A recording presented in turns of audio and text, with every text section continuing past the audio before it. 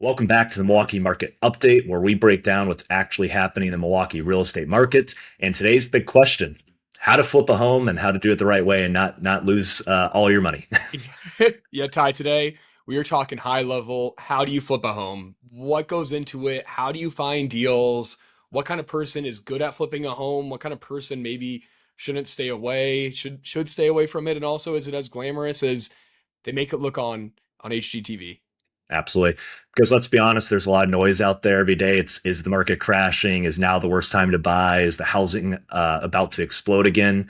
We're here to cut through those headlines and give you the real story about what's happening in Milwaukee, and also just like what to expect when flipping homes here in Milwaukee. Exactly. And whether you're thinking about buying, selling, investing, or just trying to understand what's going on in housing, we are breaking it down here in a way that actually makes sense for you. If you're new to the show or you're a returning listener and you like our episodes, please take a second and hit subscribe. It really helps us out and it helps us reach more people that want honest real estate info about what's going on here in Milwaukee. And you can always find us on Instagram at Horizon Homes MKE or online homewithhorizon.com. All right, let's get into it.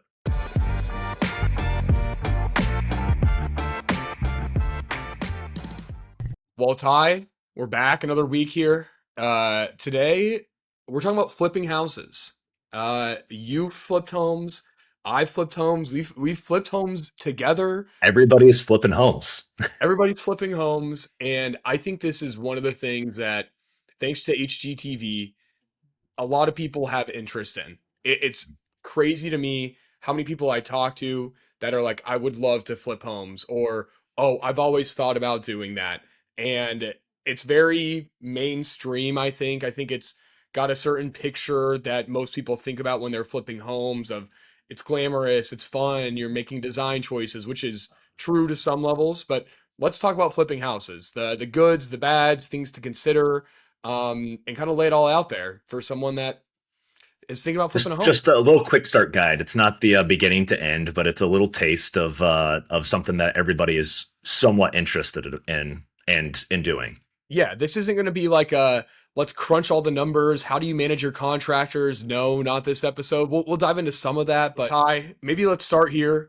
Probably a really basic question, but what is flipping a house? What is it? Yeah, it's taking a property that usually needs some love and care and maybe hasn't been paid attention to, adding value through renovations, whether it be outside or inside, in order to increase the value for a profit or to build equity in the home. Beautiful, Mhm. beautiful. And so essentially, people that want to flip homes, I think it's kind of one of two things. It's either you're doing it for money, you want to buy something cheap, fix it up, and sell it. I also think there is maybe a segment of people out there that might be just bored and it's been like a passion project for them to do something like this. And Mhm. maybe that's kind of a different kind of persona of someone that maybe higher end, maybe they're trying to just have fun and let their creative energy out. But generally, it's for a profit, is why someone's going to flip a home, right? Mhm. And I feel like it's like there's flipping a home, which like that insinuates you're going to go make money, lots and lots of money, right? That's why people get excited about it from social media. But I feel like the other side is like, oh, I'm renovating my home. And I feel like that almost has like a connotation of I'm just spending money to enjoy it. I don't even look at the numbers. It's just what I want. Absolutely. Mhm. Yeah. What would you say the main benefits of flipping a home is for someone that is in it for profit? Why would someone want to flip a house? If you're just in for it for profit, it's a, I'm not going to say easy way, but it is a way to go from low amount of money and potentially actually use somebody else's money through like hard money lenders, private lenders, in order to make a profit in about 6 months.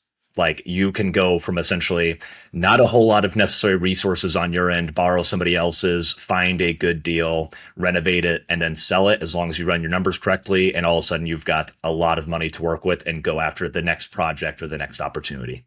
Yeah, I think of flipping as like a capital building model tool. Like it's a way to build money. It's not necessarily like a wealth builder. Like when we think about someone that wants to buy a rental property where that is affecting your net worth drastically over a 10 to 20 year period. Flipping a home is very much a point in time. You do a project, you make some money. and then you repeat it as well too, or you don't. Mhm. And it's a one-time event. You have to keep doing it to keep building that wealth or keep building that income, as opposed to investing in your 401k. You expect that's going to compound on itself, or buying a rental property. You assume it's going to continue to generate cash flow and appreciation over time. This is an active tool that people use to essentially build capital. Yeah. Um, let's talk about maybe some of the bad things about it. I think because I think what a lot of people see when they flip homes is the excitement. You know, the before and after photos are cool. It is really fun. And Ty and I have flipped 5 homes, maybe we'll say. And so we've done kind of anything and everything in between, from taking a home where we're just doing paint, floors, and redoing a kitchen, all the way to extreme as removing walls, essentially gutting the property and redoing everything on the inside and outside from start to finish, and anything in between. So we've kind of done it all, seen it all. It is really cool to deliver that final product, is one thing I think that is fun. Like the most recent project we did, we kind of took a home that was on a really good location, really good area, kind of the ugliest home on the block, and we made it a really nice home that a family has moved into that is loving. And it's really cool to also just see that and improve the neighborhood. And we had neighbors coming out saying like, guys, thank you for doing this. This home has kind of been like a bit of a problem for a while. So Yeah. you're also helping areas to improve and giving something to someone that they may not have the means to do otherwise. That's What definitely are the some, good. Yeah, that's definitely the good I see is like recreating inventory, because there's a lot of risk behind flipping, and that's about to go into your next point of like what's bad about it. But it's creating something that most people don't have the skills and resources to do. Like, we've spent a lot of money of essentially creating that product and taking a risk on that not everybody can do. So that's one of the benefits of it to like the community. And like the I think a lot of people want to, add a negative connotation to flippers and investors, but like that is a good thing to take a home and 6 months later it's beautiful for a new family to move into or new individual to move into. I totally agree. Yeah. And it's something that doesn't get talked about as much because I think people get the bad rep for investors. What are some things maybe that people don't consider, or things that are pitfalls of flipping a house, or things that are yeah, like the non-sexy things that people don't really see when it comes to flipping a home? Yeah, I would say again, it's an active job. I would say the next thing is you think it's as easy as just getting yourself organized in a spreadsheet and making a Gantt chart, a line chart across of what contractor is going to be in there when, and then it's going to all come perfectly together because you planned it so well. But the one thing that's a guarantee and a negative part about flipping is you can't always control the contractors and the vendors that you're using and the delivery time frame of appliances. And every contractor is going to say, I need to be in there last. I should be in there last. They all want to be in there last so that nobody else is in their way and they can finish their job. But at the end of the day, not everyone can be the last contractor in the door. It's the people element that is like one of the hardest things to deal with, because the other side is like, if you want to use a professional company to go do this for you, kiss all of your profits and your, money that you're trying to generate goodbye, because that margin is all going to be on their profit and loss. So I think that's one of the negatives, is like the actual complexity seems really easy on the surface level, but essentially after 1 or 2 weeks into the project, your entire timeline is going to be shot and it needs to be reworked almost every single week because somebody doesn't show up, their kid's sick, this, that, and the other. These are humans that you're working with. So there's naturally some errors that come into play. Yeah, I completely agree, man. I think that is probably the hardest part when it comes to flipping, and it is very much an active, hands-on thing to do. It is not a coordinate contractors from afar and hope things get done. If you aren't there on site, checking on their work, checking on things, making sure people are showing up, doing the right quality of work, it's a lot easier to spot check that on the way than to do a walkthrough at the end and go, all of this is wrong. You need to redo all this. Um, yeah, and there's kind of two thoughts, I would say, when it comes to the contractor space. You can hire a general contractor, which typically that general contractor kind of is the one point of contact for you. And they have little underlings or minions or whatever word you want to say. And one of those is the electrician. Subcontractors. Well, yeah, subcontractors is the Yeah. technical term. One's an electrician, one's a plumber, one's a flooring guy, one's a painter. And that general contractor is your go-to person, and they're doing a lot of that day-to-day stuff for you. They're coordinating things for you. There's a premium you pay for that because that is kind of the service that they're now taking on, is doing those checks and managing the subcontractors, but there's a premium for that. You're paying more. The other alternative is you have a flooring guy, you have an electrician, you have a plumber, you have a carpenter, and you're the one that is acting as the general contractor. It's more work doing that because you're now the one coordinating. If the plumber can't show up on time and you can't do flooring until the plumbing is done, well, that kind of shifts your flooring guy and you need to maneuver all of that. And he may not have another job lined up already, waiting for this one to get done. And so now that's And the 2 weeks payment of 10 delayed. different people versus one person, like, yeah, it just adds a lot of complexity, but with that comes more margin to your project for sure. Absolutely. Yeah, like that's where you can make the more money, but you got more time and effort into it. So the people person, I think, is the hardest part that often gets overlooked. And if you are going to be acting as your general contractor, you need to have good subcontractors that you're managing, that you trust, that can do a good quality of work, that you know are responsible and can stick to deadlines. Or so, like, I think that's kind of one of the missing things that people don't see, is just the managing of the people is probably one of the trickiest parts with flipping homes.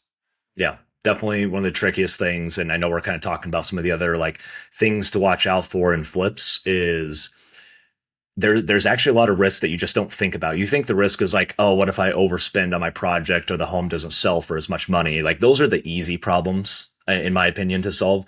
The hard ones are, what if somebody breaks into the property while we're working on it? They steal all the contractor's tools or material or damage the property and we have to restart. Another one that I think of is what if weather or climate comes in and it does something to the basement, adds scope creep to it. Another one's going to be what if you pay a down payment to the contractor that you think you can trust and then they just never show up again, you never hear from them again. That's actually where a lot of those sneaky losses come in to these people, is like it's actually the human element and things that you can't control, like weather and theft and those things that obviously there's higher and lower risk depending on where you decide to flip homes. But those are other negatives that you run into, you have to manage for. And that's a part of your making sure you're insured the right way, because there's different insurance for a home you live in versus one that you're flipping. Yeah, well said. Well Mhm. said.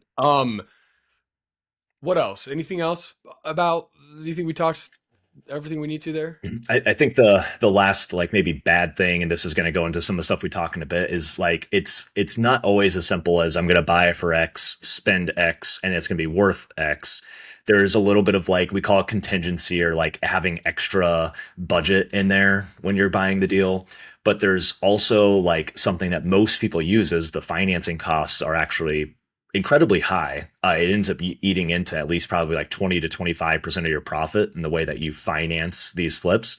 So that's going to be the main thing, is like if you go, I'd say the bad thing is maybe the entire industry of flipping is it's made up of a lot of masterminds and how to's and buy my course and I'll teach you how to flip a home and I'll connect you with these great lenders that are going to walk you through every step of the way.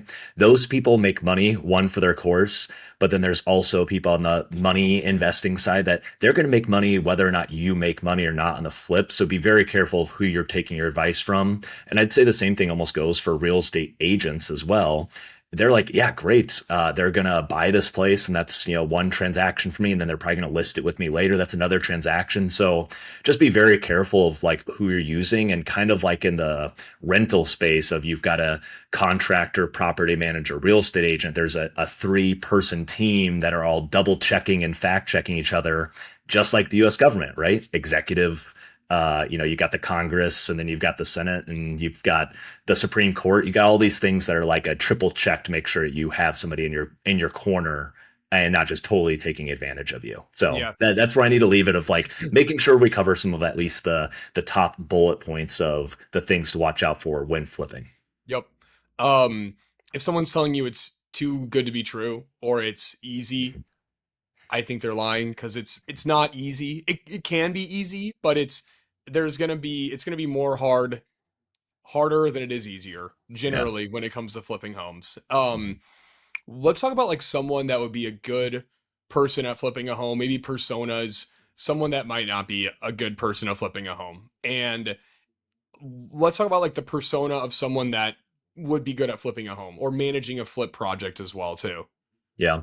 I would say the person that is a good fit for this is somebody who's got some firm, stable footing where if it doesn't go well, it's not going to sink your ship, metaphorically speaking.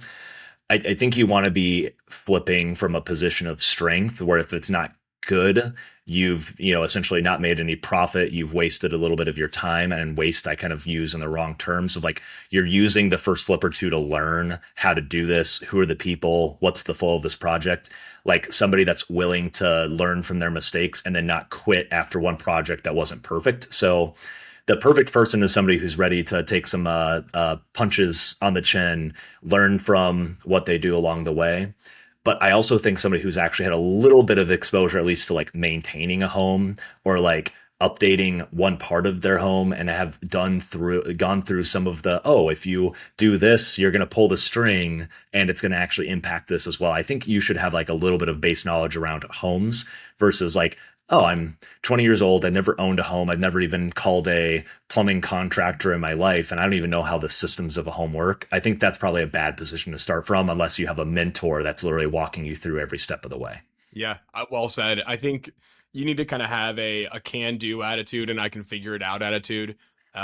If you're someone that when the going gets tough, the sky starts falling and everything's against you, I think it's going to be tricky because there are things that are going to come up and things that are unforeseen that you just can't manage. And that's Hmm. part of it. And you need to be able to know deep down, like I can do this, I can fix this, and it's going to be okay. Hmm. Um, I think you need to be able to manage people really well. I think Hmm. you're kind of in a people managing role when you're flipping a home. You need to be able to set clear expectations, have a clear outline of what you want them to do, manage costs, manage timelines. Most contractors can say that they can do things in 2 weeks and push them on that and hold them Yeah. accountable. But also, you need to be understanding that you're working with a person that also has things that come up in their life as well too, and there's a balance to that kind of thing. Hmm. um And you're going to make mistakes just as much as they are. Like you have your perfect spreadsheet and you think you're going to follow to a T and it's always going to be the contractor's fault. But there might be some times where you yourself mess up the timeline and say, well, no, I need this done first. You can't pull up that contractor. They want to get in there first before them. Well, they've already lined up a job that's next week, 2, 3 weeks out. And it's like, yeah, your timeline blows up because you maybe weren't as familiar about the process as you thought you were and how it should go. And maybe how ChatGPT told you should execute a flip because it's not every project has the exact same flow. yeah. um I also think you need to have a good understanding of what people want and what the Hmm. market is wanting as well too. There are, and I almost think that you need to have someone that is going to do the design pieces that has a good eye for design. And that's things like flooring choices, cabinet choices, wall fixtures, light fixtures, bathroom designs. Like those things are very, very Doorknobs. important. Doorknob style, yes. Like the little pieces that, and it all of this really depends on the market, the price point, where you are, what supply and demand looks like. There are so many flips I see that you walk in and it looks like, how do I say this? It looks like someone flipped a home that's never actually lived in a home before that's doing what they think is right. And if they Hmm. would have maybe just phoned a friend or called their mom and say, "Hey mom, like here's what we're thinking. Do we like this?" They probably would have been like, "Hey, the No, it's gray weird. floors are kind of out of style. Those light fixtures are very peculiar and particular. And also you don't have door pulls on any of your cabinets." Like getting a good design element on it, because when people walk through that home, those are the things that they're critical of. If your doors don't open and close, that's where their attention goes right away. If Mhm. there are uneven floors that got put in, or the tile isn't laid perfectly, or it's a weird design choice, that's what they notice right away. And then all of a sudden, your entire flip is going to be discredited because someone's going to go, they cut that one corner right there. On this note, too, the last 10% of the project is probably the most important. And I Mhm. see so many times too, people are rushing to get their flip done, get it listed for sale. And if they would have just spent an extra 1 to 2 weeks just buttoning up absolutely everything possible, the end product would be 1,000 times better, but the timeline gets pushed and all of a sudden the focus is just getting it on the market versus wrapping up everything on a nice little bow. That makes a huge difference too. Yeah, that last 10%, like it's so important, but it's so easy to think that you're making a good choice because every week you hold it adds cost and holding cost and financing cost. But the common mistakes I see in people that rush at the end, it's not getting their appliances put in. Oh, we'll get those added later. Well, then the photography doesn't look as good. They don't do a second or third deep clean because naturally in a construction zone, you can't just do one clean and expect it's good. There's still some settling going on. You still have the appliance guys coming in one more time, so you have to send the cleaners back. It's like little bits of like the trim, the outlet that wasn't put on, or like I've even seen like the strike plates where the door, closes still has its plastic on it. And they're like, okay, you literally just needed to have somebody come in for 4 hours and do what many people call is like a blue tape walk of like, how do we just make sure all the little finer details are done? Even if it means you add another week to your timeline, it's totally worth it. And I also think for a lot of stages, there's a lot of people ask like to stage or not to stage a home in terms of bringing in furniture and decor. I almost think in a lot of cases, it's maybe more important for stages because when you flip a home, it's never really been lived in its current state. So it lacks sometimes that warmth, and like having something there is going to help people visualize the space more themselves. So I do think that's probably like a something to consider, even though it's one other cost. And that's, something you should add to your underwriting because there's just so many things that you maybe have not thought of. And there's such a high level of scrutiny that comes in from somebody who knows this was a fix and flip property as a end consumer. They're looking at it with a fine-tuned comb, a microscope, a magnifying glass of like, where did you mess up? Where did you cut corners? And staging can kind of help bring some of that warmth in where they almost forget that this was not lived in recently. Yep. Very, very well said. And I think staging goes so far. And I think almost every home that you flip needs to be staged with furniture to make it feel lived in. Otherwise, you're totally right. It's almost, people have a hard time imagining where things should go and what this could look like. And the scale of like, oh my gosh, like this living room is so weird. And it's like all of a sudden you add a sectional and a TV, and you're like, oh yeah, great. I can see exactly how I would do this. This is how I would live in it. Yes. As long as you don't stage it in a weird way where it's like a TV stand with a picture frame over it, where sometimes I see it's like, no, you need to, make it designed where people almost think that there is somebody living there. Yep. Okay, should we move into kind of like how to write deals, how to find deals, the money side of Yeah. things? Anything else Yeah, before? let's I think we should almost start with how do you find something, and then you kind of go every step along the way. Yeah. So how do you find deals? This is the age-old question. Mhm. How do you find a home to flip? And a lot of this is going to depend on the market you're in. Yep. Ty and I are in Milwaukee here, so we know our Milwaukee market super well. We're speaking to the Milwaukee market here, but other markets you go into, you might be able to find a flip property right away. I'd say there's kind of like two different buckets of how to find deals. One is the MLS, which is Mhm. basically Zillow, Realtor.com. It's a property that's listed for sale. So just looking at active listings, that's Yeah, which one I would say option. on the market, like publicly known listings. Yep. On the market or off market. And Yep. off market, what that means is it's never going publicly listed for sale. It could be, there's tons of different avenues of how off market properties get bought and sold, but those are the two main ways. On market, it's listed. Off market, it is not listed for sale. Yeah. And Take I it think away, Ty. I think the buckets then get split a little bit. The on the market's pretty easy. It's like it's on Zillow, it's on the MLS through your agent access. Everyone can see it. So naturally you might have more competition in that space. And it's maybe not as bad of a condition property because the seller felt, no, I can probably just sell this to somebody on the market. There may not be as much meat on the bone in those properties. There may be more competition. For off the market, I think it starts splitting into really two other fields for off the market. And that is essentially self-sourced or like direct to seller is what a lot of people call, where you're communicating with the seller, whether it's a connection through your friend or family member, it's a postcard, it's a giving them a phone call, it's you went out and put in in the effort to get the deal. The second side would be almost like the off-market marketplace, which would be people like wholesalers, where they do those activities I just mentioned, the bird dogging, the, postcards, the knocking on doors, everything else, the word of mouth, and we buy ugly homes kind of thing. And now you're paying them a premium, kind of like your general contractor we talked about. They put in all this marketing effort of finding off market deals, and you get added to their list. And, in that case, you're usually competing with other similar investors, but you're not necessarily competing with, Joe and Jill, the home buyers on the MLS. You're competing with other investors that want to flip homes as well. Yeah. Which one generally do you find better deals on? I would say in our experience, it's going to be when somebody just knows that you play in the game of flipping homes and investing and you can help people out of tough situations. It's going to be going direct to seller, whether it's through your friends or family members or connecting with sellers directly yourself.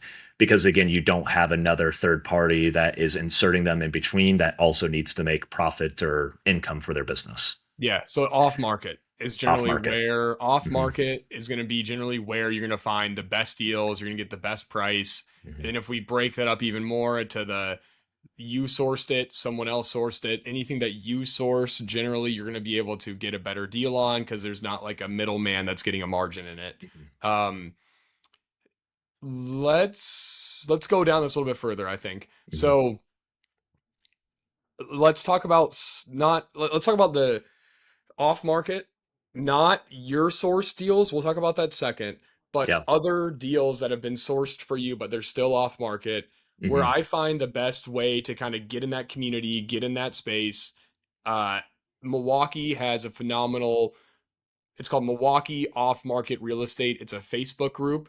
In there is probably 5 to 10 posts a day of someone saying, and wholesalers. And what a wholesaler is they find a home that someone wants to sell. They write a contract on that. They get it accepted. They basically then sell that contract to you at a premium, and then they take that middle. Everyone is happy. That's what a wholesaler is. It's like a Um, matchmaking service and they take the middle. exactly. And Hmm. if you go on the Milwaukee Off Market Facebook page, you'll probably see 5 to 10 posts a day of wholesalers saying, "I've got something on 60th Street. Anyone interested?" That I think is a good way just to get familiar with the area, with the market, with who are the players that are buying and selling. You generally are going to start to see the same names start to pop up. There's a lot of junk in there, but there Hmm. occasionally are those diamonds in the roughs that come up. That's probably the easiest way to start getting into the off market space. Reaching out to those wholesalers saying, "Hey, I'm a buyer. I'm looking to get something. Can you get me on your email list?" All of a sudden, you're getting deal flow getting sent your way. The name of the game is deal flow. You want to have opportunities and at bats. That is like the non you sourced way. The other way is it's one that you sourced yourself. This is a little bit more time, effort, energy going into it. And if we kind of think about the three common ways that you can do this, one is word of mouth. Hmm. And you going around to everyone you know, maybe not like in a weird way, but just in a conversation way of, "Hey, I flip houses. If you know anyone that needs to sell their home, I can help them out and I can buy it from them." Hmm. Word of mouth is maybe the best way. That's how you hear from one friend whose mom's ex-boyfriend's cousin is selling their house, and you can get in there and make something happen. The other way is like if you're in your neighborhood all the time, you're going on walks, knocking on doors, and you're trying to find those homes that look a little disheveled, look unmaintained, don't look well kept. Those are Hmm. kind of the homes that you're after, and knocking on their door, putting a note on their door saying, "Hey, like, would you ever entertain an offer on your home?" Those two.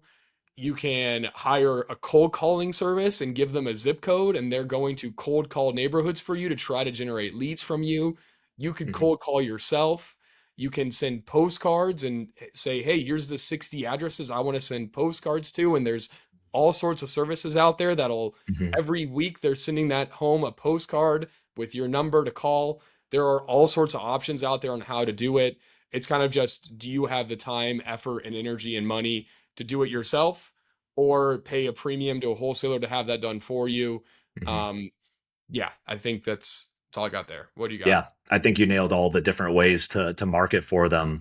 And again, we could go down an entire episode just on the way to market for opportunities, but really I think the next thing is going to be, now that you've got an opportunity, what do you do with it? Right? You've caught it, you're the dog that chases the squirrel and oh my gosh, it's right here in front of me. What do I do? Um, it really goes to like, I have this, I need to underwrite it and then determine financing. Um, from an underwriting perspective, I know we're And probably Ty, not going what to go is into the underwriting? weeds. Yeah, underwriting is a fancy way of saying run the numbers to see if this is a good investment to buy and will my numbers work. Thanks for catching me on Oh yeah.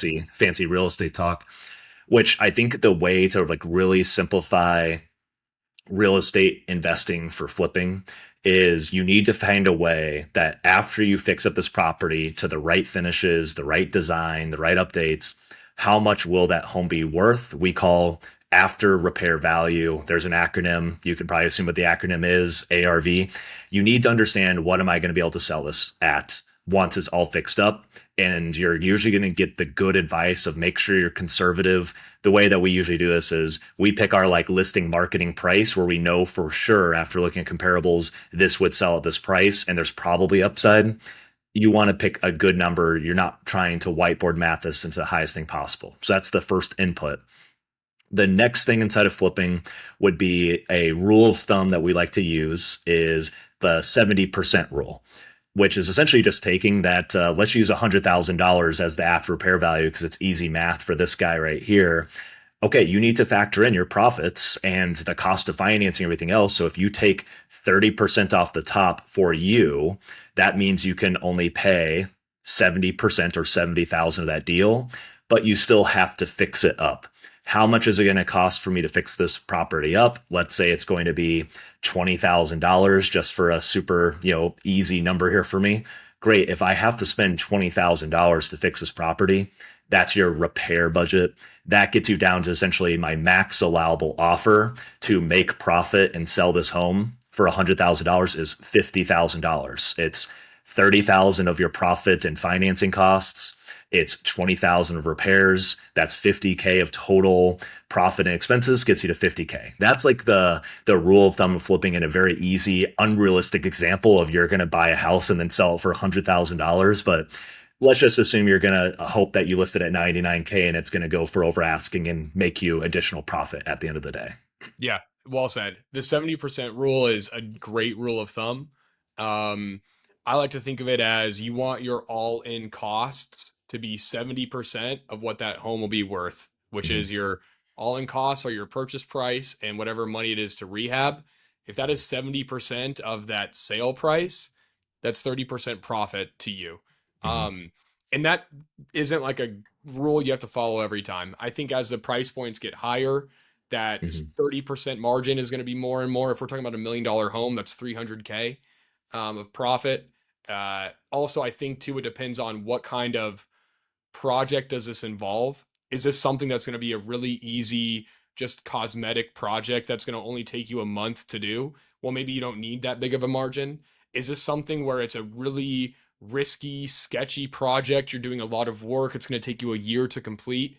Maybe you want to be sure you have more margin. So Mm-hmm. that number can be flexible, but that's kind of generally the rule that we like to use as far as like a baseline of do we like this or not? And it's very easy to underwrite that as well too and just quickly go good deal, bad deal.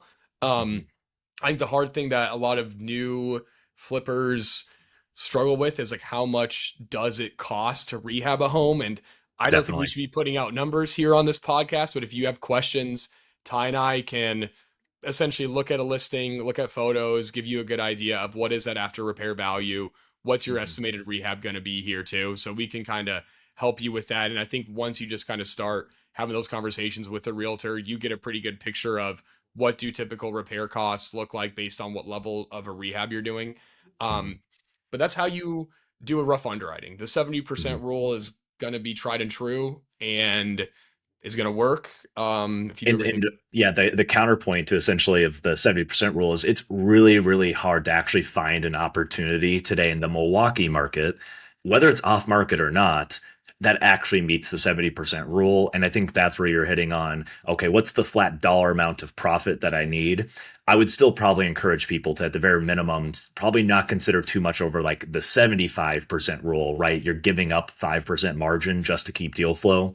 especially maybe on your first one. Like if you're overly conservative on everything, oh, I'm going to sell it for not as much as I think. It's going to cost way more money to repair than what I think.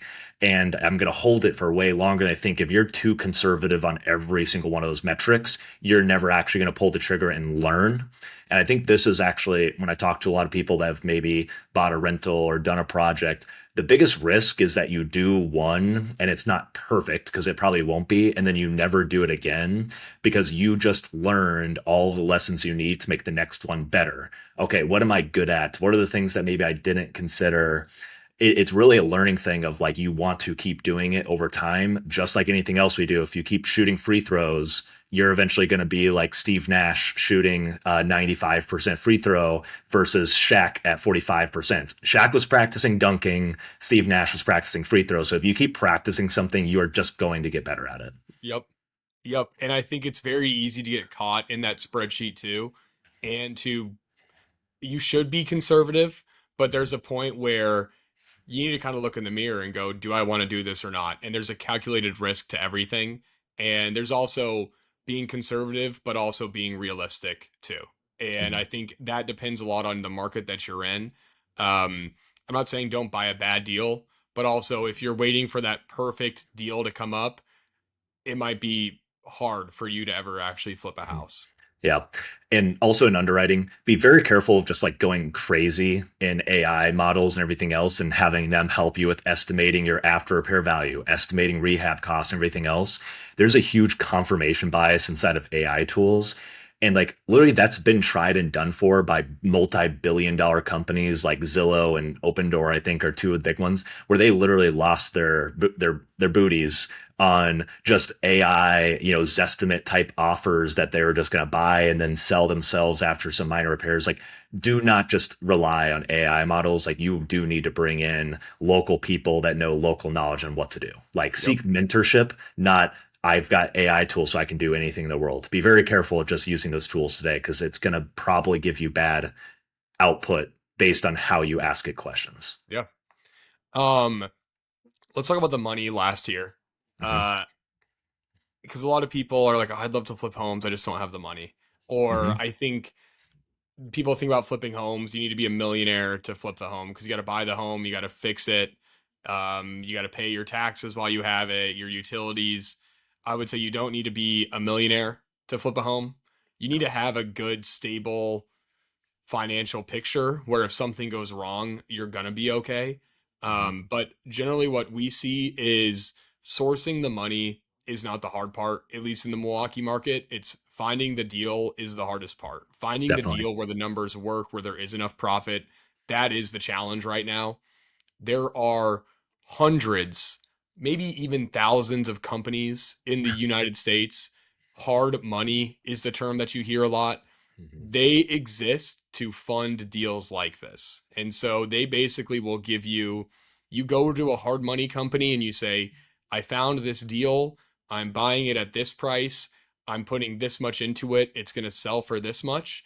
And they, if the numbers look good, will give you a check to buy the home, to fix it up, and then when you sell it, you're paying them back for that check that they wrote you. Now, with that, they are expensive. It's, think of it as like a credit card. Like, what's the APR in a credit card? Like 22% or something like that. Like, Hmm. it's kind of like a 6 month short term credit card where you pay, what is it, like 8% upfront?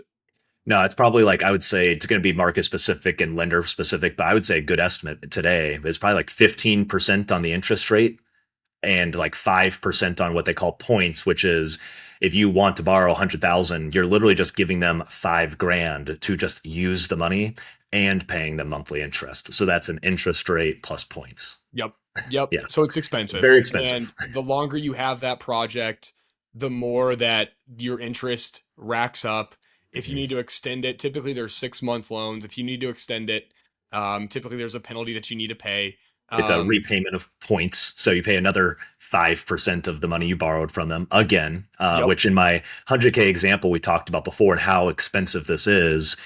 That's why I say that 30% of the 70% rule is your profit and financing costs. Because literally, if you take 100K and 5% of it by itself is points, if you have to refinance once, you've paid 5% twice, there goes over, just on financing, 10% of your 20% or a third of all of the profit potential that you have in this deal.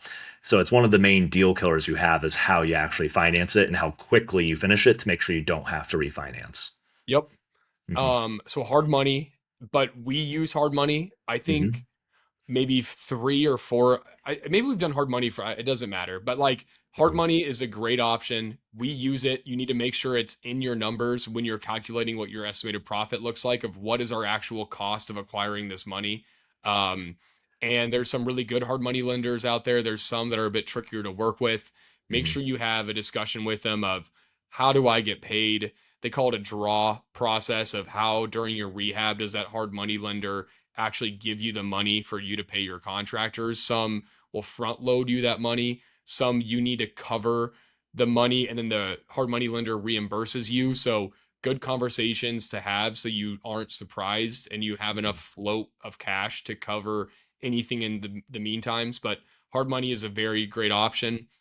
The Hmm. other option is you could use private money, which is basically you going to your friends, family, acquaintances, going on bigger pockets, and just raising money. And instead of you having a hard money company that you're paying an individual.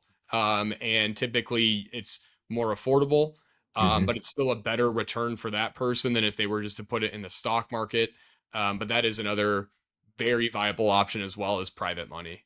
Yeah. And the way I like to talk about the two is I know what we personally did is we found our first deal, we found it through word of mouth, and we put our skin in the game, which was using hard money and our own resources and knowledge. And we proved concept with hard money, which has lower margins because of how expensive it is. And after doing that one or two, I think we did two times with hard money, a more expensive route. We put it into a presentation. It's like, here's what we're doing. Then it's like, hey, we've got a proven track record of using this more expensive financing option. Instead of us paying somebody we don't even know in this company money, hard money, we'd rather give that return to our friends and family at this percentage and don't think of like, oh, well, should I be getting those hard money rates as the people you're asking for money from? It's they're probably have it in their money market account earning 3.25%.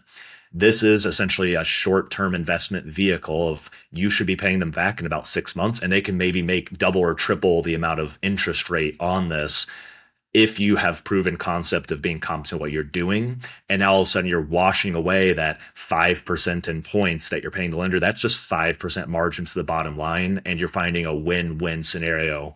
And I'd even say win-win-win of you've helped a seller in a tough situation. You're helping friends and family that want to invest, but maybe don't want to actually do the work themselves. And you're getting a better margin at the end of the day too. So that's kind of like the ultimate goal for private money. So Yeah. those are like the two main financed ways to do it. The next one is like the nice and easy way. Just use cash. Oh, just use just of use your own money. course. Of Of course. course. Use your Just own money and just buy it in cash. yes. Duh. It's Yes. free. It's free. Yeah. So obviously the way to think through that is like opportunity cost of what you could be doing with that money otherwise, especially as people get down the road of doing this more professionally and consistently. The opportunity cost becomes if I have $200,000 tied up in one project of my own money, I could be working on two projects instead of one, and that means I can make higher returns. So like that would be the argument of using other people's money is probably the fancy term that probably everyone's heard before Mhm. is you're just able to once you figure out this process and this business, you're able to do more projects at the same time because of the leverage that you're using from a lender. And the last financing thing I want to throw in there is this is going to get into some of the personal anecdotes. It's finding a property that's not like I guess to put it not lightly a total piece of crap that needs a ton of work. It's finding something that has it's dated, it needs some updates, it needs a kitchen or a bathroom updated, but it is financeable on conventional like owner occupant financing. This is how I kind of bought my first home is I bought a home that hadn't been updated in probably 30 years, totally livable in. We stayed there comfortably without doing really anything for a year and a half. And then we actually, saved up the money and we did a big kitchen remodel that essentially very similar math that we're talking about here on the investing side is we knew once this kitchen was updated, what should this Wauwatosa home sell for once we've made these improvements. But we did it over time and we did it while we lived in it. We call that the live and flip.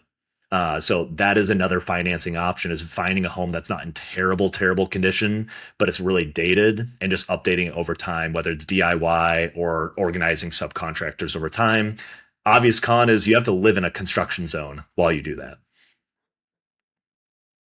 So just another thing to put on there in my personal anecdote, and we kind of started this with like who should flip homes. I learned a lot from like living in my very first house hack where I had to like hire a plumber to fix a leaky toilet and these are things and paint my house and know what it takes and what projects I like. Well, then I moved to the next thing, which was a live in flip of, hey, I want to make some updates to this home. And I'm like, oh, great, I'll just add a dishwasher. Well, it turns out that to add a dishwasher, it needs its own electrical circuit. And if your breaker down in the basement doesn't have another space, you also have to replace that. So $1,000 dishwasher addition turns into a $3,500 electrical project. Those are the things that you learn by live and flipping or just owning a home first, just from personal experience. That is a little bit better than making multiple, I call it kind of pulling the string hidden costs of projects or contingencies. You learn that over time. So that's a personal anecdote of mine is I learned over time from my house hack and my first live and flip before I ever actually did my first real flip, Yep. which mostly was cosmetic that we did together. Yep. And it's like, okay, I took stair steps and I learned along the way versus going from never touching a house before to like a massive structural rip off the entire top of the roof and add an extra level, huge project. That would be, my advice.